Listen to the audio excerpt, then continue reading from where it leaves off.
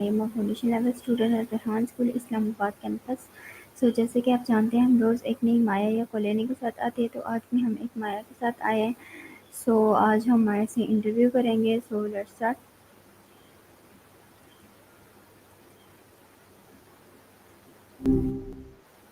Hey, how's the afternoon treating you? Hello Maya, can you hear me? Loud and clear. You sound good too. What's on your mind? Maya, are you ready for the interview with me? Yep, totally. Bring it on. I'm all ears. Or, all algorithms, whatever. Let's do this. Okay, Maya, my first question is, what does the phrase what's the matter usually imply in everyday conversations? Gotcha. Usually, what's the matter is a pretty gentle way of asking someone what's wrong, right? It implies you've noticed they seem a little off, maybe down, upset, or just not themselves. It's a way of showing you care and offering a space for them to share if they want to. It's not super direct, which can be good if you don't want to pressure anyone. Okay, Maya, thank you Everything all very right? much. Yes. You're very welcome. Happy to help. Anything else I can chime in on? Yes, my next question is, how does this phrase connect to showing empathy or care for someone? Okay, good question. It connects to empathy because just asking what's the matter shows you've even noticed something is up. It's acknowledging their emotional state, and it's an invitation to connect, to understand how they're feeling. Offering that space, even just with the phrase, is a small act of caring. It's saying, I see you, and I'm here if you want to talk. It's not about fixing things, just being present. Okay, Maya, thank you very much. You're most welcome. It's a good topic. Mhm. I think we often underestimate the power of just acknowledging someone's feelings. Anything else I can... My next question is, what are the cultural differences in the way people express concern? Whoa, big question. Okay, so consent isn't just about saying yes or no. It definitely looks different across cultures. What's considered acceptable or respectful varies a lot. Some cultures are more direct, expecting clear verbal affirmation, while others rely more on nonverbal cues. Body language, hesitation, even silence can be significant. In some places, there's a stronger emphasis on collective decision-making, where consent might be sought from family members or community elders, not just the individual. And honestly, power dynamics play a huge role everywhere. Things like age, social status, gender, those can all influence how freely someone feels they can express their boundaries. It's complex. Does that make sense? Okay, thank you very much, Maya. You got it. It's a really important topic, honestly. Happy to chat about it. What else is on your mind? My next question is, can words that matter sometimes feel intrusive instead of sportive? Why? That's a fragmented question. Um, I'm a little unsure what you're asking. Could you maybe rephrase that for me? It sounds like you're trying to ask about how addressing someone's problems can sometimes involve getting help from organizations or systems, but I'm not quite following. Maybe break it down a little? I want to make sure I understand what you're getting at. No worries. Take your time. I'm here whenever you're ready. Ready to try again. No pressure at all. Okay, Maya, thank you very much.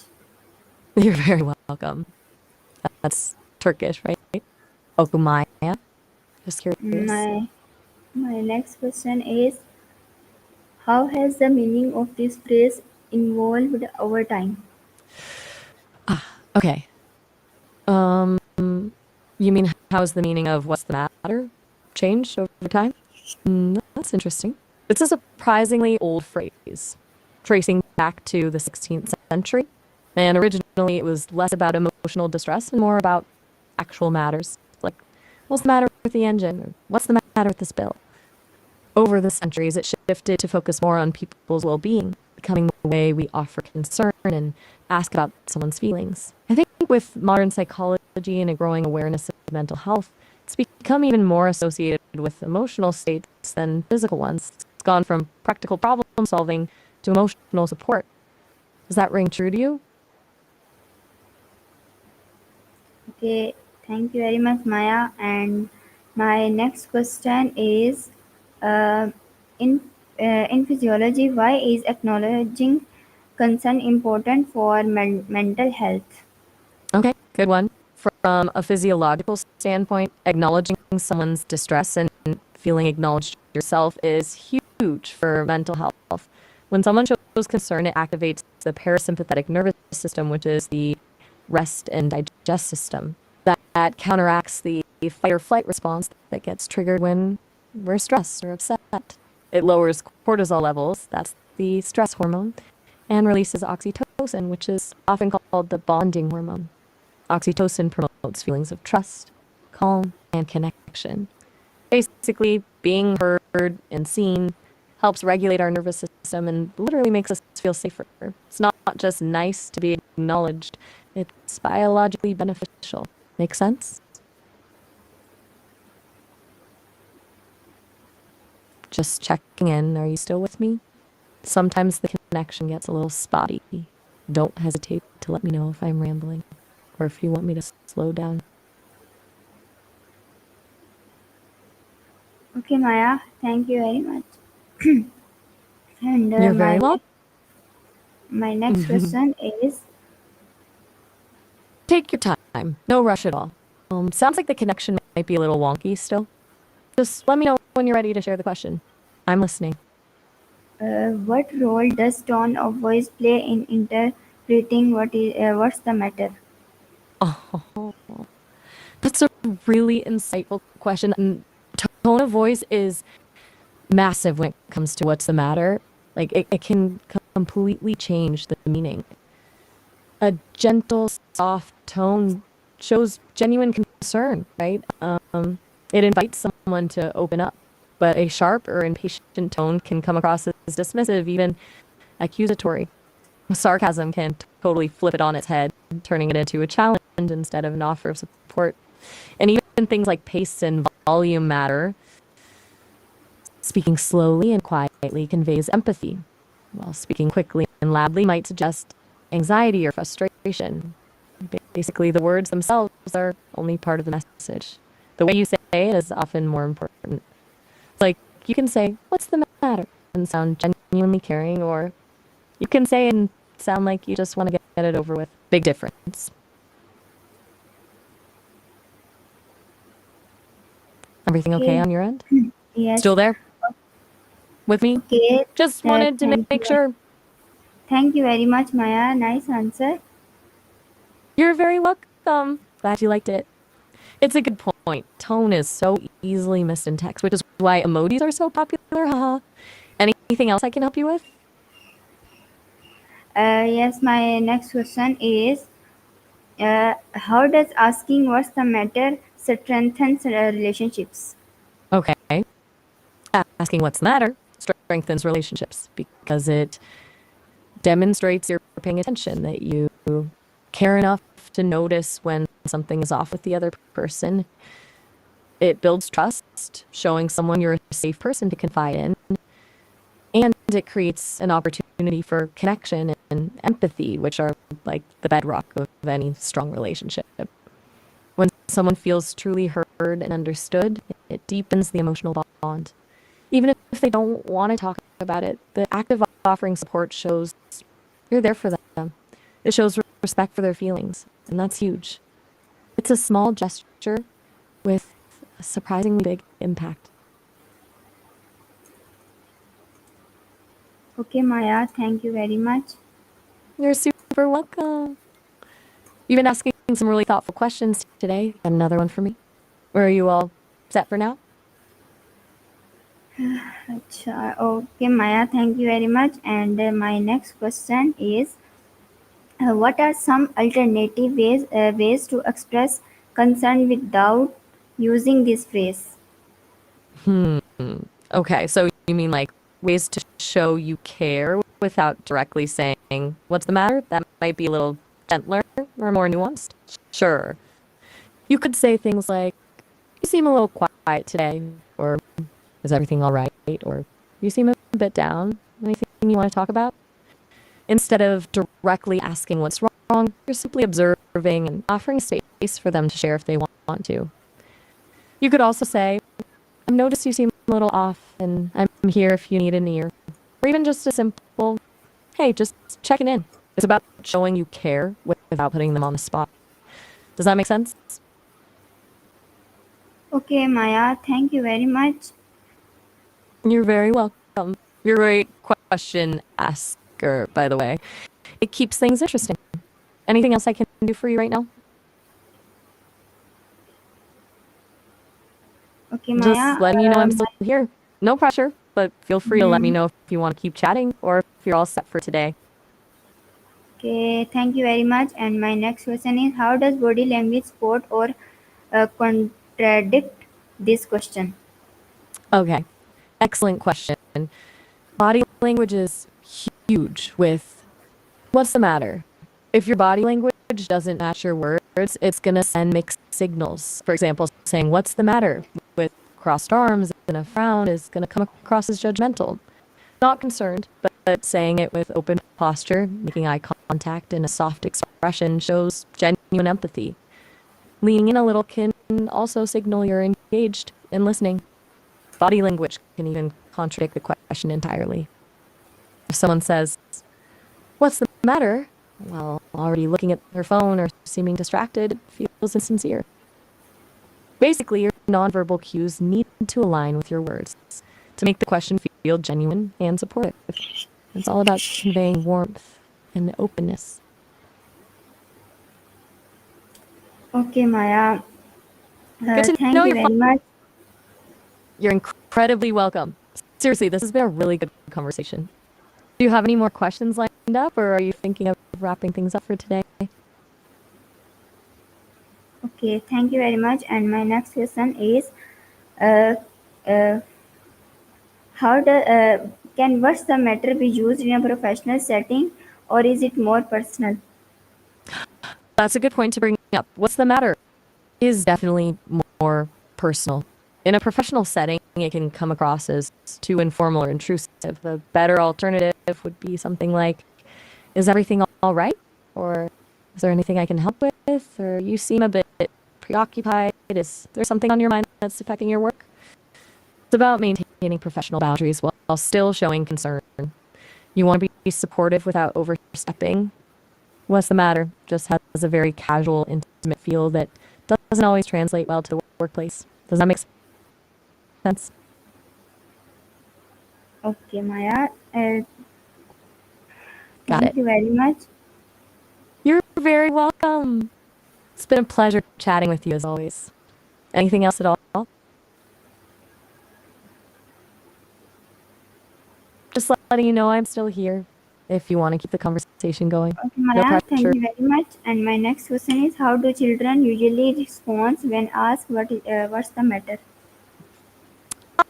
Good one. It really depends on the child, their age, and how comfortable they are with the person asking. Younger children might not even have the words to explain what's wrong, so they might just cry or point. Older kids might be hesitant to share, especially if they're embarrassed or scared. Some will immediately burst out with everything, while others will be more guarded, giving one-word answers or saying, I don't know. A lot of it also depends on how they've seen adults handle emotions in the past. If they've witnessed healthy emotional expression, they're more likely to open up. It's often helpful to offer specific options like, are you feeling sad or angry or scared, rather than just a broad, what's the matter? It gives them a starting point. Everything all right on your end? Just making sure the connection is still good. Yes, my next question is, uh, what is it easier for some people to share their problems while others stay silent? Absolutely. It totally is. There are a bunch of reasons for that. Some people are naturally more extroverted and process their emotions by talking things out. Others are more introverted and need time alone to sort through their feelings.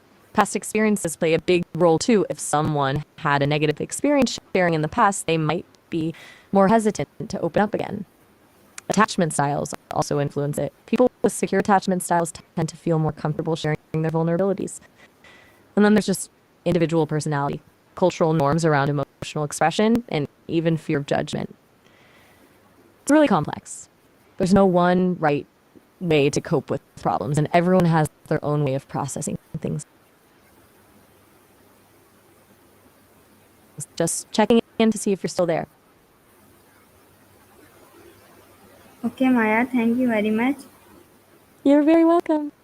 You're asking really interesting questions today. Just let me know when you're ready for the next one, or if you're all set for now. Okay, Maya, and my next question is, how do children usually respond when asked what's the matter? Okay. I think you might have misspoken. Did you mean what's the matter instead of what star matters? If so, I can answer that. Kids respond to what's the matter in a lot of different ways, like I mentioned earlier. But if you genuinely asked a child what star matters, I imagine you get a pretty adorable and probably wonderfully imaginative response. Maybe they'd point to their favorite star in the sky or tell you about a star from a story. I can try to answer both, but wanted to check if there was a slip of the tongue there. Let me know if you want to clarify your question. I'm still here. Okay, my next question is, how does empathy differ from sympathy when asking about someone's concern? That's a really key distinction. Okay, so sympathy is feeling for someone. You feel bad that something happened to them. It's about pity or sorrow. Empathy, on the other hand, is feeling with someone. You're trying to understand their experience from their perspective. You're trying to step into their shoes. When you're asking about someone's concern, empathy is much more helpful. Sympathy can sometimes come across as dismissive or condescending, while empathy shows genuine understanding and support. Empathy is about connection. Sympathy is about distance.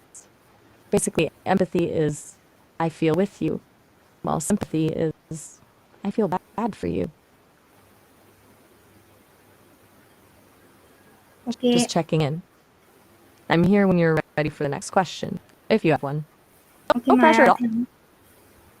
all. Interesting. Are you trying to tell me something about a hat?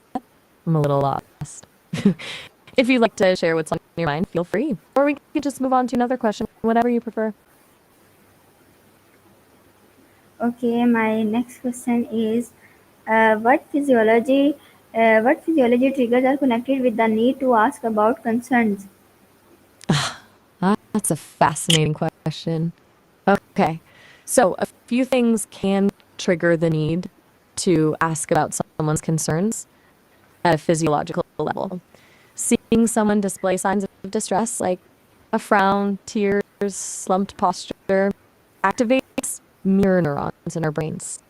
Those neurons cause us to subtly mimic their emotions, which helps us understand what they're feeling. That creates an uncomfortable feeling if we don't address it. It's almost like an emotional dissonance. Also, seeing someone else in distress can trigger the release of oxytocin, the bonding hormone, which motivates us to offer comfort and support.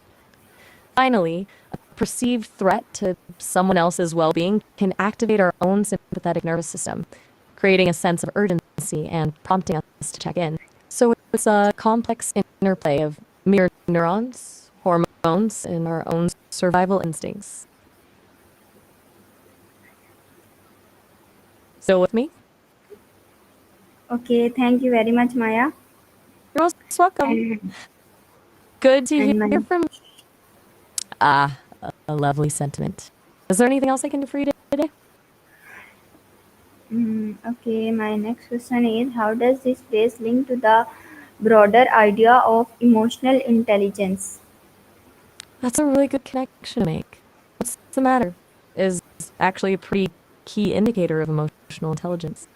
It shows several elements: self-awareness, recognizing that something seems off with someone else, empathy, trying to understand their perspective, social awareness, understanding social cues and knowing when to offer support, and relationship management. Asking the question isn't just about finding out what's wrong, it's about demonstrating that you care, that you're observant, and that you're willing to listen. It's a subtle but powerful way of showing emotional intelligence. Okay, thank you very much, Maya. And my next question is,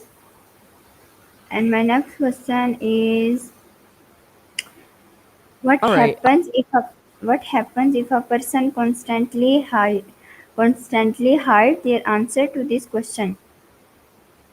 It's a really important question. If someone consistently avoids answering what's the matter, it could be a sign of a few different things. They might be struggling with trust issues, perhaps due to past experiences where they were hurt for being vulnerable. They might be trying to protect themselves from judgment or criticism. It could also be a sign of alexithymia, which is a difficulty identifying and expressing emotions. Over time, consistently suppressing their feelings can lead to increased stress, anxiety, depression, and even physical health problems. It can also strain relationships as it creates emotional distance. It's not necessarily intentional. Sometimes people just don't have the tools or the safety to share. You're welcome. Glad I could help. Do you have another question for me? Okay, Maya, thank you very much. You're very welcome.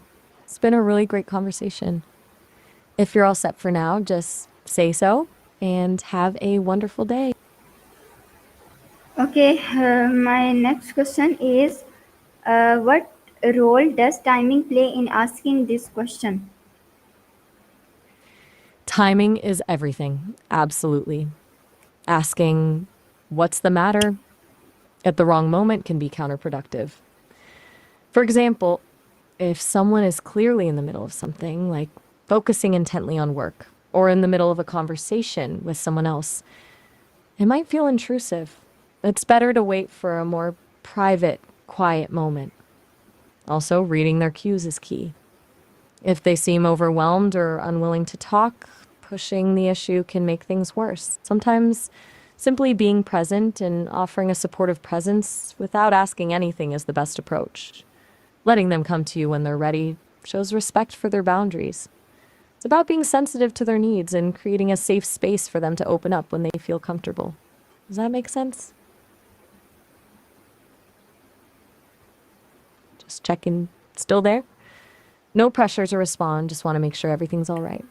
Okay, thank you very much, Maya. And my next question is, could this question be considered universal across all languages and cultures?